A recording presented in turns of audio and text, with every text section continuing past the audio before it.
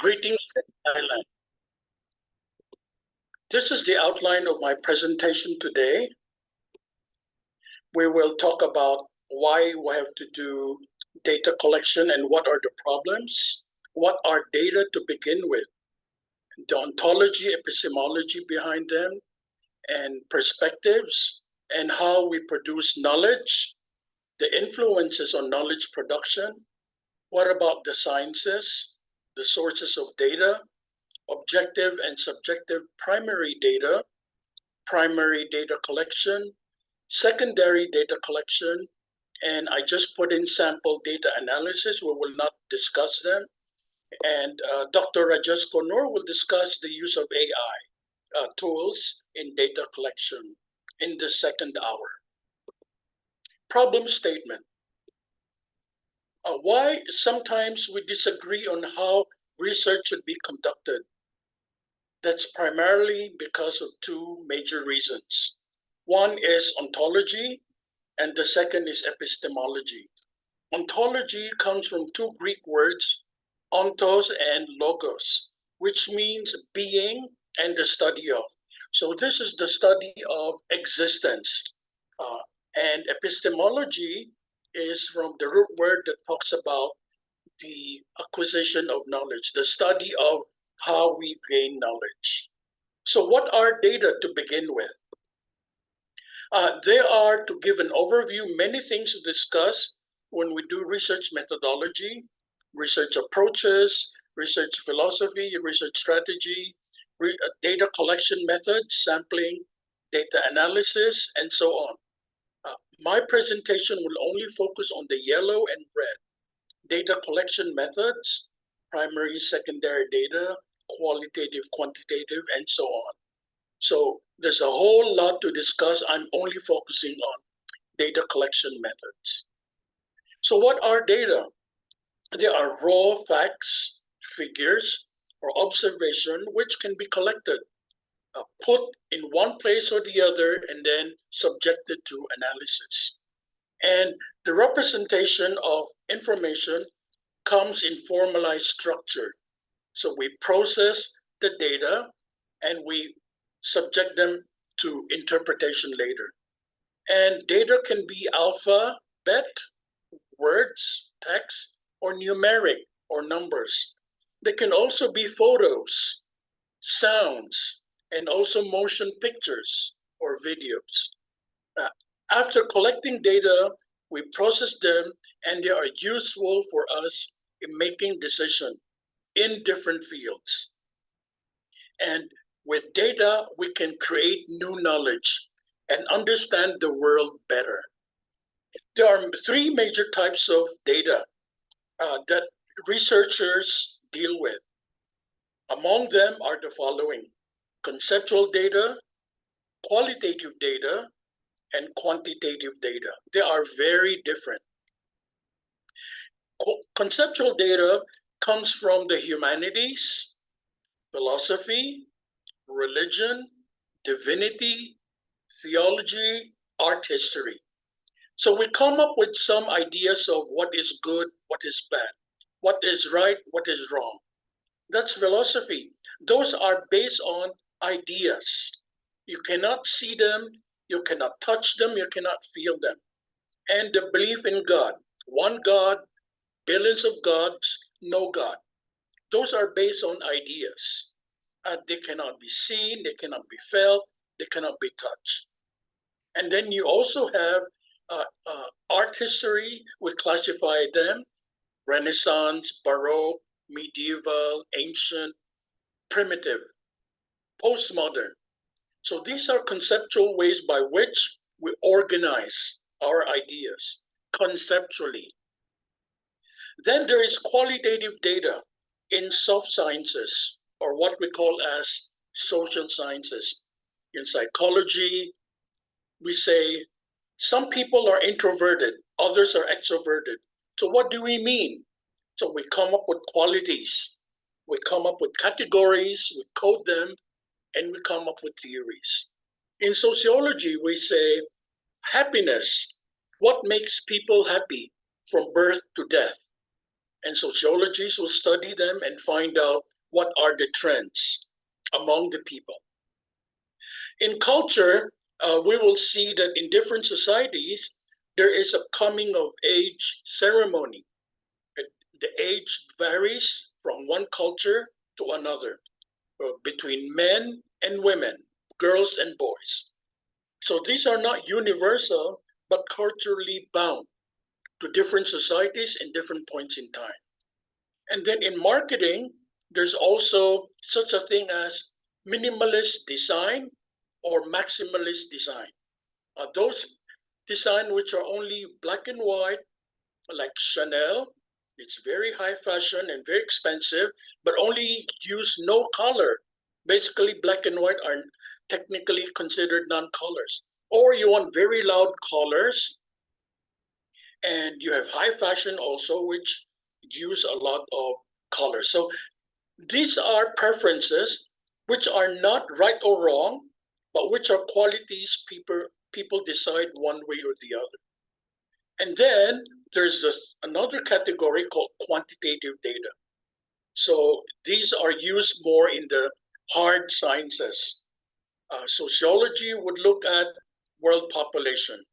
So what is the population growth in Western Europe? Negative, for example. Or the trend of population growth in Thailand is going down. And Indian population is going to surpass the population of China. China expects to have decreased in population. One, because they had one-child policy. Now they abolished the one-child policy because they are going negative. People are not deciding to have children on their own. And also in the US, in Canada, they need people to go there, despite the fact that there's pressure of conservatives who don't want foreigners to go to even in Western Europe, US, Canada, Western Europe. The population is decreasing. Okay? In other places like India, the population is growing. In economics, we're looking at joblessness, the price of commodities. So these have to be quantified. We have to find out how much is a kilogram of basmati rice in November, December, January, February. We need to know. And from Gujarat to Calcutta, what is the difference in the prices of basmati rice up to Tamil Nadu, to Nagaland? Okay. In medicine, we look at high blood pressure, low blood pressure, heart rate. So these are very common for people who are above 40 years old. So people have to check their blood pressure and maybe to have better diet and exercise, and to have medical checkup regularly, and also to have meds, something to help them lower their blood pressure. So these have to be scientifically based and measured. And in a social network, computer science people have to look at what are the trending topics. For example, in the past months, it was BRICS, and then it became Gaza. Then when there was Grammy Awards, it became Grammy.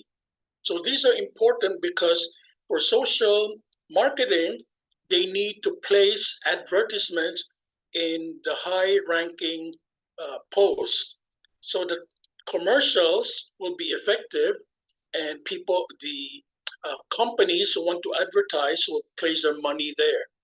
And in those heights, during which people are using those posts, then social media companies will earn a lot based on the advertising that will go there. So there are all types of data. We will look into some of them. Conceptual, qualitative, quantitative, facts. Opinions are also data. In fact, they're very important in opinion polls. When there are national surveys or global surveys, opinions are very important. For instance, the Global Transparency Index, which measures the level of corruption, in fact, they're only based on opinions. How do you think your government is corrupt? To what extent is your government corrupt? And people run, say, oh, 80%. or 90%. And the ranking is not based on facts, meaning how many acts of corruption had taken place, but what people think. So opinions play a large role in collecting of data and coming up with generalizations.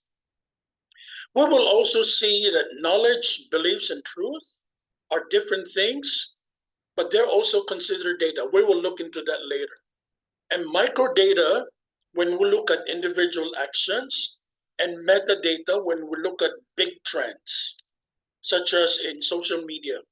What are the trending topics in TikTok, on Facebook, on Snapchat, on Telegram, and all Facebook and all other social media, Instagram or LinkedIn? Okay, so you need to see the metadata for those. And objective data and subjective data are also used, very importantly, when people do research, but they have to classify and make the observation that one is different from the other. And there are primary sources and secondary sources of data. Okay, so these are some of the major ones. So ontology, the study of being, ontos and logos. Okay, so which comes first, the chicken or the egg? Depending on your biases, prejudices, or assumptions that you don't even know, you have an ontology that you use when you conduct research. Which comes first, the thinking or the being? Many times we're not aware. If we use a theory, then thinking comes first. That's deductive logic. If we look at social reality first, that's inductive, and that is another way of looking at the world. Okay, that's the materialist way. So you have the materialist ontology, look at social facts first, and then come up with the theory. And then you collect data first when you are a materialist ontologist. For idealists, you have a pre-existing theory, concept, or scripture. You would say, well, the law says. That's idealism because you're not basing on social reality, but on a piece of paper. The Constitution says we're all equal. And then either you would say it cannot be false because the law says so. That could be one conclusion you make. Or another conclusion is you match it with social reality and say, no, data shows that we are not equal.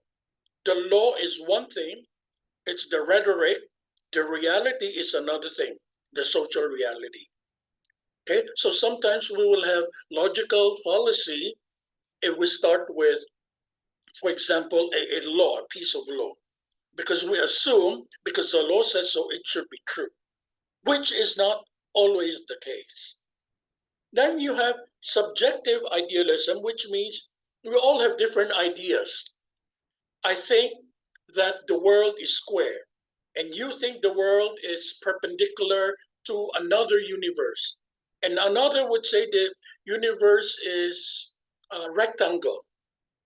But there's an idealist objective idealism would say the data you'll collect is, no, there's only one source of truth. It's idealist because it's based on idea on not what you see. For example, you would say Quran is correct, or Rig Veda is correct, or Manusastra is correct, or the Bible is correct. And all of you have different views, but you have one basis upon which you look at the world. Okay, and for materialism, there are also two types. One is mechanical. You say, well, there is a candy wrapper in front of me. Therefore, there's this candy wrapper I'm looking at, and it will stay the same forever. However, for a dialectical materialist, the person would say the candy wrapper, in fact, is produced in a factory after materials were mined, the natural materials, including natural dyes from plants and herbs, and petroleum-based products, making plastic. So, and you would say that after a while, after X number of years, this piece of candy wrapper will dissolve, will disintegrate. So that's the dialectical way of looking at things. Materialists would say the world is knowable. Sorry, the other is not mechanical, but idealism would say the world is not knowable. So this is wrong slide. Okay, combined together. This is an example of the data we'll collect will vary. If we are objective idealists, who would say there's only one truth? We believe in the scriptures. We believe that morality must be the same everywhere on earth. We believe that the law is always correct. And we prescribe people to follow what the law says or what the scriptures say. Whereas if you are a subjective idealist, you would say that no, there are not only one truth, there are many truths. All scriptures in all religions are correct, or everyone is entitled to his or her opinion. No one is wrong. They're all correct in their own ways. And so this is based on personal reflection and your interpretation of the world in which you live.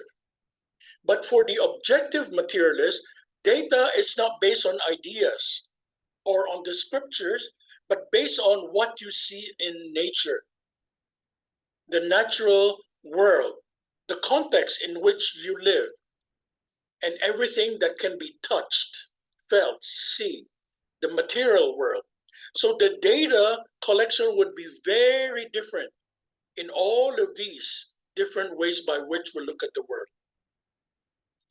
Okay, so epistemology is another thing. So we have knowledge, we have truths, and we have beliefs. Knowledge is everything. We can believe that the world is now becoming square, but it does not mean it's true. But some people will believe in their heart the world is square. But the truth is another knowledge. It has to be verified again and again, subject to change if it's proven to be false. So truths oftentimes change when there's scientific truth because they're subjected to verification. But beliefs stay beliefs. Oftentimes there's no basis for beliefs. So here, given the epistemology we carry, the data we collect will be organized differently. In empiricism, we have to have sense experience. I have to see to believe. I have to smell to believe. I have to hear to believe. I have to touch to believe. In rationalism, you don't need those. You just say, I believe first that this theory is correct, the law is right, there is God, and you don't need to say that I have to prove that God exists, or I don't have to prove that the law is wrong or right. Your starting point is your belief. In empiricism, you start with social reality. Okay, those are kind of polar opposites, rationalism and empiricism. Universalism is the belief according to which all theories and all concepts should apply everywhere for all times equally, regardless of time, space, context. For example, the idea of universal human rights. The opposite, the polar opposite, would be relativism, which says no, human rights are not universal. They are culturally relative. Therefore, even if you see a given phenomenon, you would have two very different interpretations. A universalist would say, seeing a hungry child, look, this child should have the right to food because this child is hungry. But for the relativists, they say, look, the child is hungry is the starting point. And then we have to fight for the rights of the hungry child. So the starting point and the end point varies, would change. And feminism also provides another way of looking at the world. Women would say, you're looking at the world from the point of view of the man. And you have to consider the woman's perspective. So it's a totally different way of looking at the world on different matters. Okay, here. So if you are studying humanities, divinity, theology, then you are in the realm of religion, faith, and spirituality. Idealism would be the term. And we have consciousness, but we look at things differently. If you're looking at philosophy, you also look at concepts. But if you are in the natural sciences, and also applied sciences, biology, chemistry, physics, engineering, medicine, pharmacy, nursing, then you are looking at the world differently. You need to have facts and figures. The same in social sciences, biology, uh, history, anthropology, political science, sociology, psychology, and the rest. So you need to have facts and figures. So the starting point would be the natural world. In philosophy, it's ideas. In religion, faith, and spirituality, there's such a thing as given. We just accept. We don't question them. Okay? So very different ways of collecting data, and different data are collected depending on where you are. So at least there are two very different ways by which we view the world. One is the positivist view. Everything is neutral. I don't make judgment. Everything is scientific. What I see is what I observe and write. So everything is objective. I don't give my feeling whether the person who wins the election is good or bad. That's not the point. I just give you 68.5% of the people voted for this person to be the prime minister or to be the president of this country. Whereas on the other hand, you have the normative, humanistic, subjectivist, partisan, value-laden way of looking at the world. So your data that you will collect would be, is this good? Is the politician who is running for public office moral, good? Do I like that person? Does that person support the rights of business, of labor, of the environment, of teachers, of unions, of company owners? So you make judgment. So very different data will be collected because on this side where you are humanistic, you care about values and you decide on whether something should be the future of policy agenda or not, based on your values that you decide and that you hold dear.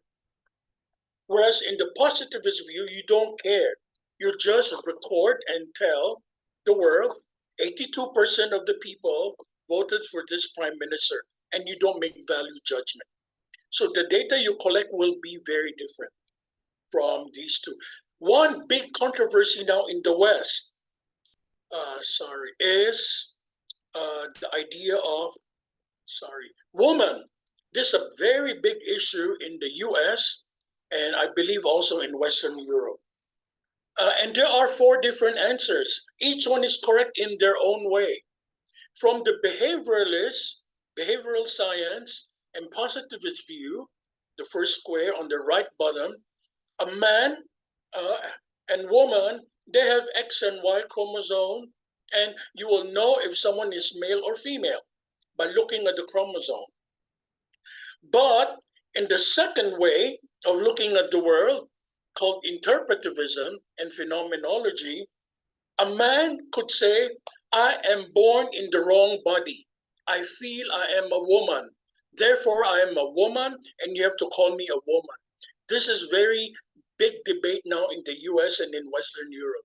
And people are getting sued and fired from jobs by not calling this man a woman because this man says he is a woman. And you should not mispronoun that person. If you call him him, you can be sued in a court of law or you can be asked to resign from your job. So this is very big issue in the US right now. That's the second one. And the third one data that you collect when you are using the identity politics, you would say, no, men should not speak on behalf of women. Men make laws about abortion in the US. There's Roe v. Wade, which protects the woman's right to reproductive health. She has the right to choose. But now the Supreme Court had negated that Roe v. Wade uh, Supreme Court jurisprudence. But the women are saying we're fighting for our rights. Men should not decide what our rights are. Men have power, therefore men decide what women's role are in society. But women say we don't want that. And the fourth point of view, the top right, the data you collect would be what are women doing to fight for their rights? Okay, so this is social change. Very different data will be collected depending on your paradigm. So these are very different. Now, cognitive science and perspective.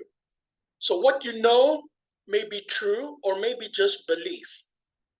So again, this is like, I believe something exists because I was told so, or it's because of faith. So those you don't question. But what is true should be based on science and verification. So according to Auguste Comte, a French sociologist, one of the parents of sociology, he said we had three phases in the development of knowledge. And there are epistemic breaks, meaning we had three very different ways throughout history of developing knowledge. Religion is one, the early stage of human existence. Second is philosophy, ancient India, ancient China, ancient Greece, okay? Ancient Mesopotamia, Babylonia, Assyria, and then the third period is science.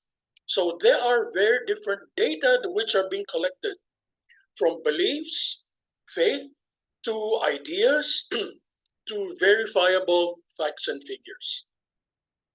So all types of data now will be used in humanities, social sciences, and natural sciences. The data you collect are very different. Okay? In religion, humanities, theology, divinity, they look at sacred texts. Manu Smriti, Rig Veda, the Old Testament, the Christian Bible, and so on, the Quran, and so forth, and faith. You don't question them. You say, this is my belief, and this is what the Holy Book says. In philosophy, you have the wisdom of different people throughout history. And they have different ideas of what is right, what is just, what is good society, and what is good occupation. And in science, a different way of collecting data, it's based on observation, primarily, qualitative or quantitative, and then testing and seeing if certain beliefs hold true in social reality. So in example, okay, you have in science, you have the scientific method, and we know there's law of gravity, which applies on such places as the Earth. And Einstein, we're looking at bigger aspects of the universe, the general specific theory of relativity. And Thomas Kuhn, mentioned that there are paradigm shifts. So we change from believing in religion to philosophy to science. And Karl Popper indicated that ideas are not sacred, they are subject to change. That's why we have null hypothesis and alternative hypothesis. We have to check and prove again and again if something is correct or not correct. So this is a constant struggle. Science is not one truth once and forever. Okay? In the past, we only have gravity, and then we have Einstein's relativity, and then we have black hole, and then wormhole. In the past, space is blank space. Now there's such a thing as dark matter. Okay, and then What is the smallest unit? We go to quantum physics. Used to be nucleus, atom. Now you go smaller and smaller and smaller, going deeper. So science changes. And Alan Sokal, a physicist at New York University, indicated that many people are going to postmodernism in philosophy, and that is not the redemption of the third world. The global south need to use science and not to use the abstract notions of postmodernism. So this is a debate between philosophy and science. But you have in religion, you have some scholars, when you have the sacred books and the scholars who are experts in different religions. Deepak Chopra claims, whether rightly or not, is able to link religion and science. Paulo Freire, a Brazilian educator, was able to talk about and combine philosophy, religion, and science. So when he wrote his works, it's always a combination of philosophy, religion, and science. So although there are three different boxes, in reality, some people transcend. Same with Marx and Engels and Lenin and Mao Zedong. They combine philosophy and science. Okay? So each one is not really separate. In reality, there are overlaps depending on the person who espouse one set of belief or the other. And the data they collect also varies depending on their beliefs. So the data we gather and we consider important is influenced by many factors. Our community. If we come from a community where eating rice is normal, then we would sometimes say, why do other people not eat rice?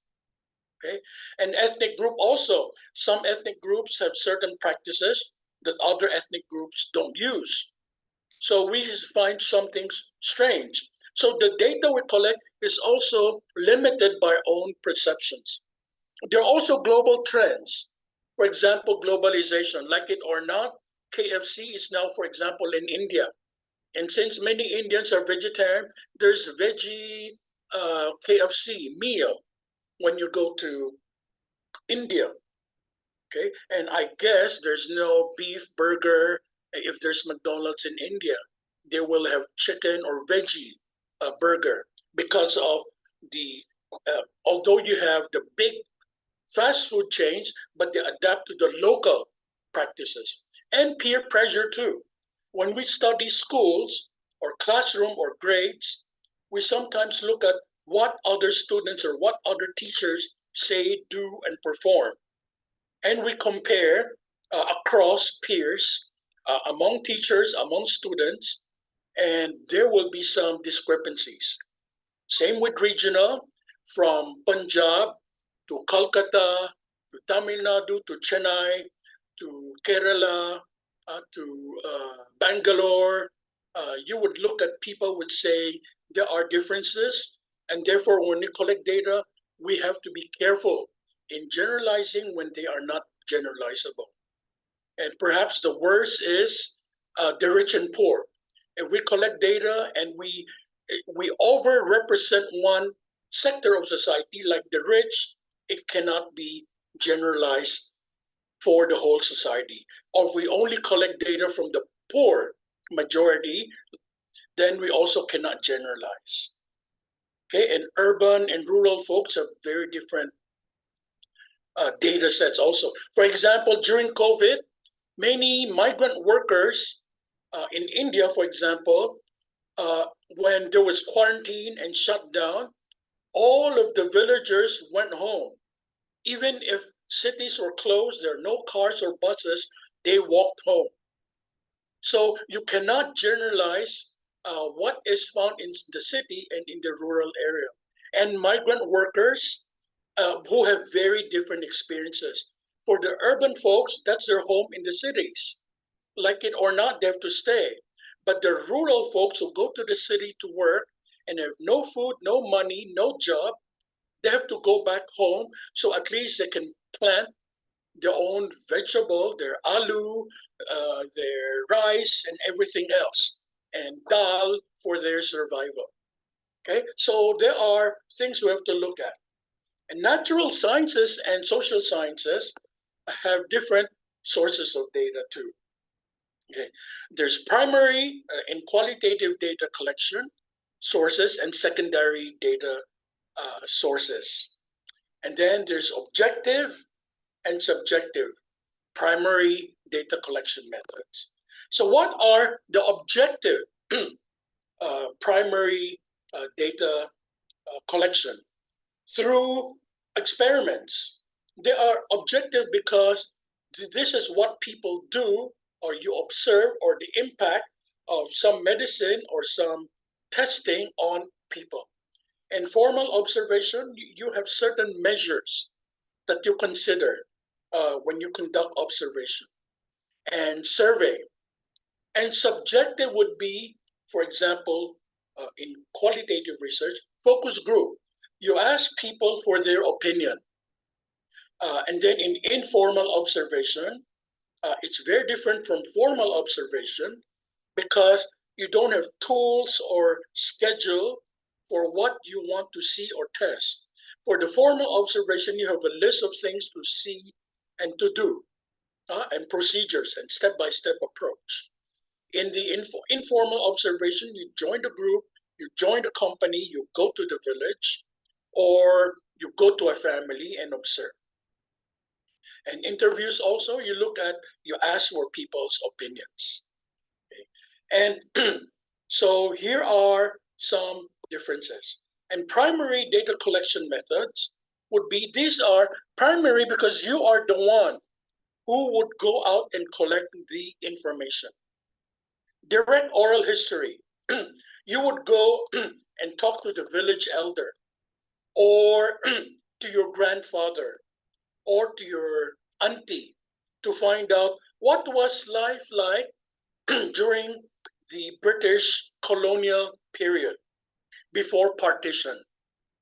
Okay? So you would listen to your auntie talk about, oh, we were this and that. So that's direct because you were the one who conducted the oral history. And interview is also considered primary because you are the one who talk with the people who are being considered for your research. And pre-test, post-test would be, you would, for example, in a classroom, ask students, what do you know about these places? Name the capitals of these 10 countries. And then after the class session, you give a post-test. That will be graded. So list down what the capitals of these 10 countries.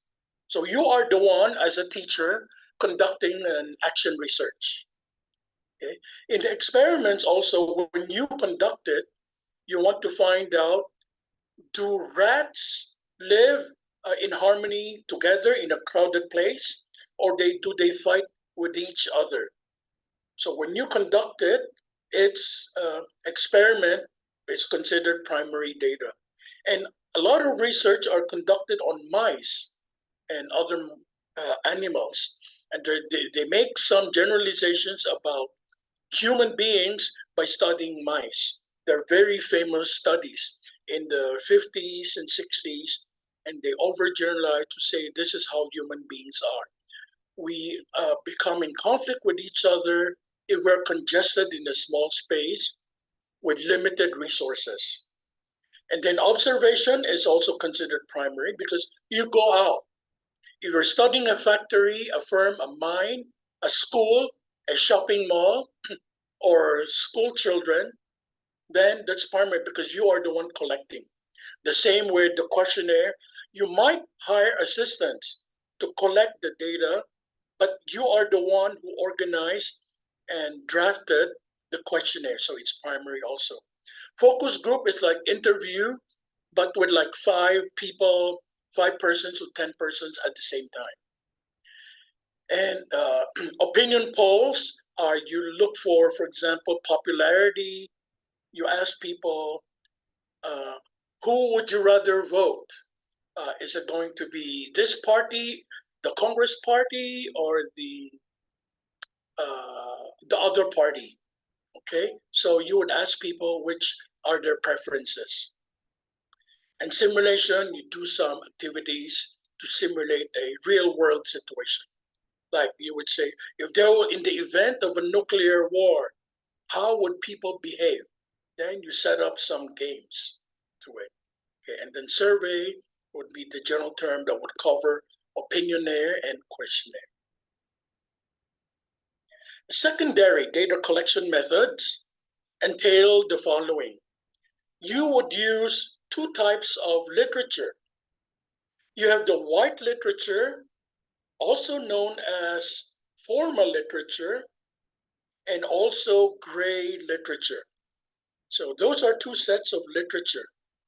And they are different, and their power are very different too, one from the other. You have these are in general all the different literatures you can use. Annual reports in alphabetical order of companies, of schools, of the government, of non-governmental organizations, archival documents, like if you're looking at the history of a city, of colonialism, you go to the archives of the library, books in general that you can buy from any bookstore. Financial reports are important if you're doing business, economics, finance. So financial reports, government reports if you're doing public administration, policy changes, and even political science. And internet information is now very commonly used by everyone. These are gray literature because they are not literally legitimate, maybe, or reliable. You don't really know if they are correct or not. Even Wikipedia is not allowed in many universities because anyone can edit Wikipedia entries anytime. And some entries have been edited hundreds and hundreds of times, depending on the ideology of the person editing it. So things like Wikipedia are not acceptable for that reason. Journal articles, publicly available data sets. Oftentimes, publicly available data sets include how many population are there in this country from this date to that date. So population is one, age is one of the population, mean, median, mode, and then the youngest, the oldest. Sex is another, how many are female, how many are male. Education is another, how many percent of the population are illiterate, are semi-literate, have primary education, secondary education, tertiary education, and postgraduate education, doctorates. Okay? Maybe the US has the highest number of people with doctorates in the world. Okay? And then what else? Those are the most commonly available public documents. And gross domestic product, gross domestic national product, imports and exports. Okay. Quizzes, like when teachers do action research, they can use the quizzes as part of the database in their research. Sales record for people in marketing, in sales, in business. What products sell more? What cosmetics sell more? What are the popular colors? So the company would change their production to that color. Let's say lip gloss or facial cosmetics, makeup, and so on, and nail polish. And vision, mission, goal, objective statements. People who are doing planning, strategy, and business plans. Okay, the VMG statements are very important. So there are different types of data for different literature. You have white literature are very limited. These are the most commonly accepted literature when you get your data.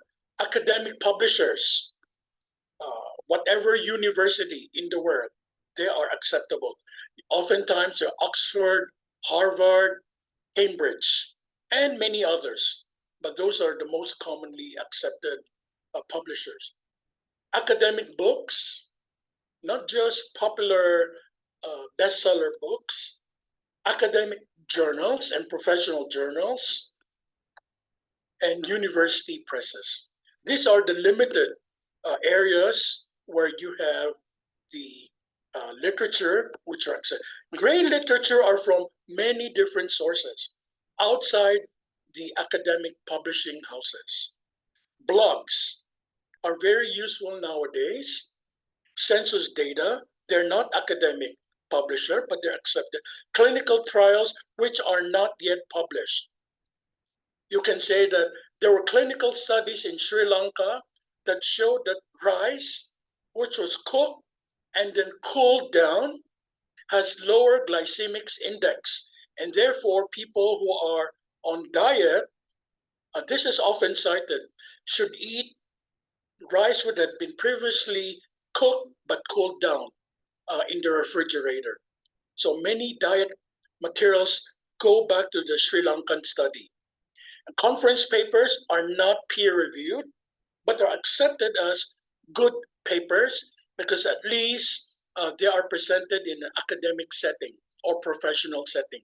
There are professional organizations for accounting, for engineering, for human resources, and all the different social sciences, nursing, and so on.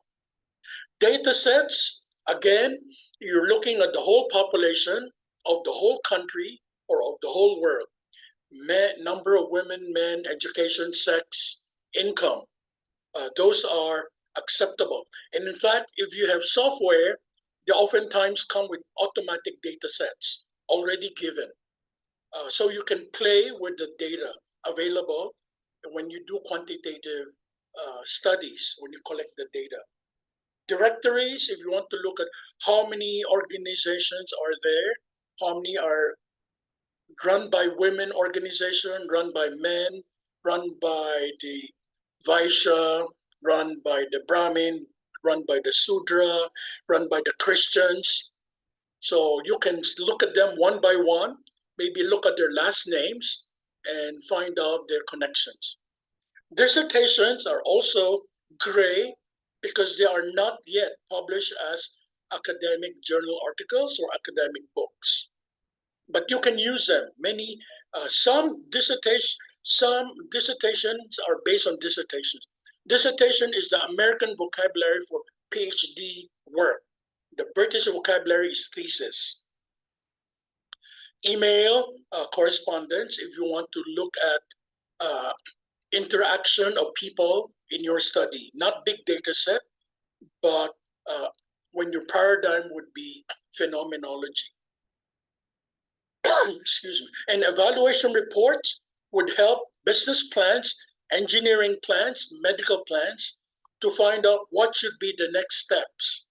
For instance, there are not enough trains across the city to transport people from home to work. Then maybe aside from train, you have to build subway or skyways, and many countries are doing that. I mean, the most famous ones are, for example, China. China has so many superhighways, byways, skyways, and metro, the subways. Okay, so that will help. Government documents, government websites, and if you want to have the official statements of the Prime Minister, of the Minister of Health, the Foreign Minister, then go to the government website. Informal communication, legislation in the parliament. Maps are important. If, for example, if they're being contested between Pakistan and India or between India and China, then you would show the maps how each country portrays certain locations. Newsletters, patents, personal records. If you're writing a biography, your research, then you will look at the personal records. Slide presentations are also now being cited as part of the gray literature. Social media, again, is now accepted more and more. I wrote a book chapter for Francis and Taylor. They told me, why are you using social media as your source? I said, I'm not using any just any social media source, but this is a professor from the University of California at Berkeley, and he was the he was the labor secretary of President Clinton. And nowadays, many scholars also use social media to popularize their ideas. So Francis and Taylor accepted my argument. I said, this is not just any social media.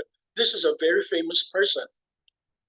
He's a professor, he was a labor secretary, and they accepted that source that I use.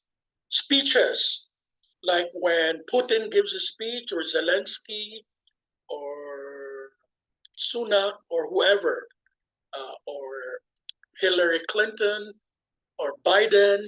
Well, sometimes it's dangerous to quote some people if they are not fully mentally alert, and they might be in danger for your quotes. Statistics, technical report, urban plans. White papers are some semi-policy papers that some agencies or think tanks produce to recommend changes, policy changes, like what should the US do in relation to Gaza and Israel. So some think tanks will come out with white papers to provide policy recommendations. Okay. And you have qualitative data collection, quantitative data collection, and also, I should put mixed method. I have to correct this, and mixed methods. So for the qualitative, there are interviews, observation, focus group, document analysis, and others. These are some of the major ones. And looking at these, there are pros and cons for each one. Interviews are good to capture the rich data that you need, but the con is it's time consuming. Okay? For observation, this is good because you look at the real behavior of people in natural settings. But the negative side is it depends on your biases too. Oftentimes, we look at things and report things based on our biases, based on age, sex, caste, class, gender, ethnicity, and so on. Sometimes we're not aware of those biases. So there are problems also in our reporting. Focus group, the good thing about them is we're able to talk to a lot of people all at the same time. So you save time. It's time efficient. The negative aspect, though, is if there is a natural leader, then people will tend to say, oh, yeah, you're right. And nobody else will give another opinion. So that is the problem when you have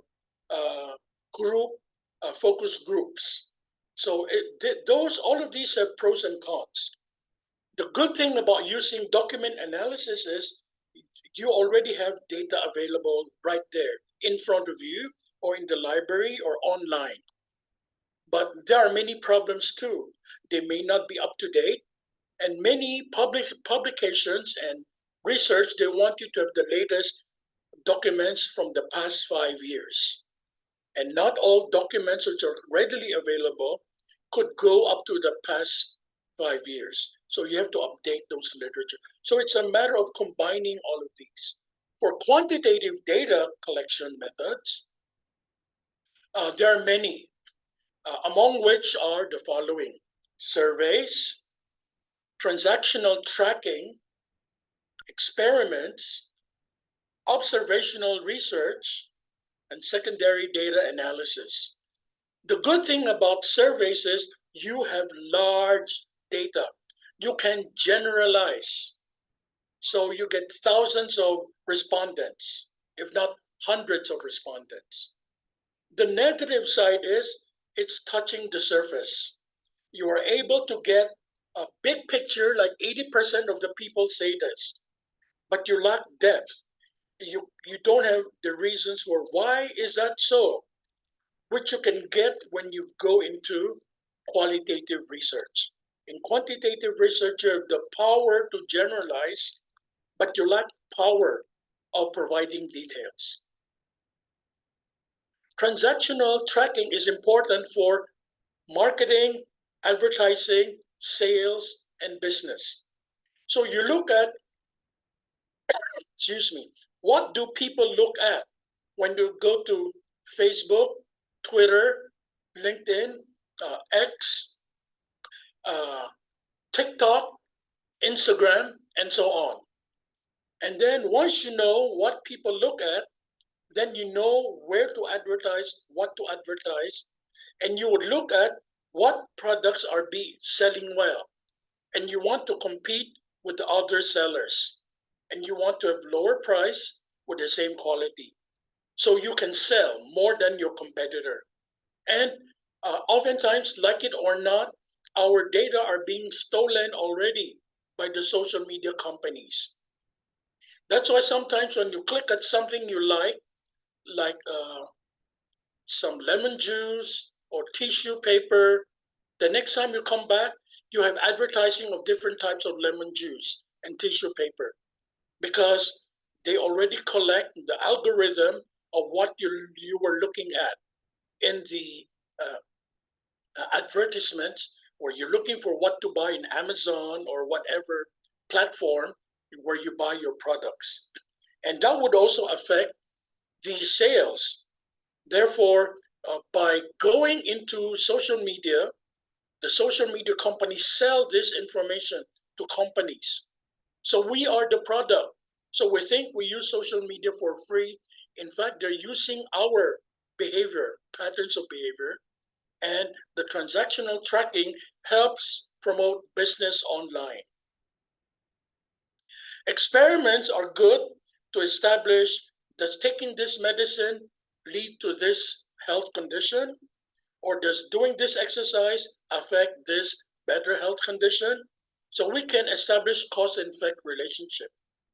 But the problem is sometimes this is in controlled condition, like in an air-conditioned room where the air is clean, but when you actually exercise, there's dirty air outside, there's pollution, and you have so much to worry about emotionally because of the traffic, the people fighting in the street. So those are not factored in. So the good thing is you can see under controlled condition the cause and effect. But the negative thing about it is it's too artificial. That's not how things operate in the real world. And then the observation research for quantitative is different from the qualitative observation. Here, you would place people, let's say, in an air-conditioned room, ask them to sit down, and ask them, for example, okay, you have 30 questions you have to answer in 10 minutes. Then after the person finishes answering the questions, the 30 questions, you are given a bucket of candies from which you will pick. I say, okay, here are some candies. And then you will get X amount of candies. And then the people who are conducting the experiment will know and try to establish, is there a pattern? After you find out your scores are 90 over 100 or 80 over 100 or 70 over 100 or 50 over 100 or 20 out of 100, how many pieces of candy did you pick from the basket? And they will establish, for example, is there a relationship between doing well and getting many candies? This is an actual experiment that they are conducting in psychology. So this is observation in a controlled observation research. And they also use metadata. Like, what are the general findings on the medicines for tuberculosis? Do I have enough antibiotics? Which ones work? And for how many months do you have to use? How many times per day? And with that, maybe we can come up with a better medication for tuberculosis. So those would be based on secondary data. For mixed methods, you have the following. You would do, for example, you would look at user testing, and then you have case studies and sequential exploratory design. User testing would consist of the user testing certain product and then asking them to give some feedback. So you would collect data from X number of people, let's say 100 or 200, and you will get their feedback and you will rank them 1 to 5, 5 being excellent, 0 being bad. So they get responses from 100 people. And then, but the negative part of it is it will take a lot of time. Okay, so you have to do a lot of user testing. Does this perfume work well? Is this turmeric better than the other turmeric from this part of the country? Okay, for case studies, oftentimes they study in depth a given phenomenon. A company, a factory, a executive, a president of a bank, and they want to talk with them and go deeper. The problem, though, in this is if you go and study different cases, again, you need a lot of time. And then there's such a thing also called as Hawthorne effect. The people you are interviewing, like the CEO of a company, know you are asking them questions for publication. So they might give you the answers that you expect them to give. So it is called the test effect. Perhaps they won't give you the real answer. They're giving you the answer they think you want, that you want to publish. Okay, and then sequential research design would be health intervention. It's used very effectively. You want to look at do people who take medication and have good diet and exercise would have better health. So you do one after the other. Is taking medication enough, or having a good diet good better, or is it having exercise much better? So you take one after the other, and then you measure and check the situation of the person. And then maybe you do tests with 100 people, and then you come up with results. And there are many types of observation. I'll skip that. I'll just say there's covert, there's overt, there's global, there's obtrusive, there's non-obtrusive, there's participant, there's non-participant, there's structured, there's unstructured, there's systematic and unsystematic. Okay, for the interest of time, I'll skip these.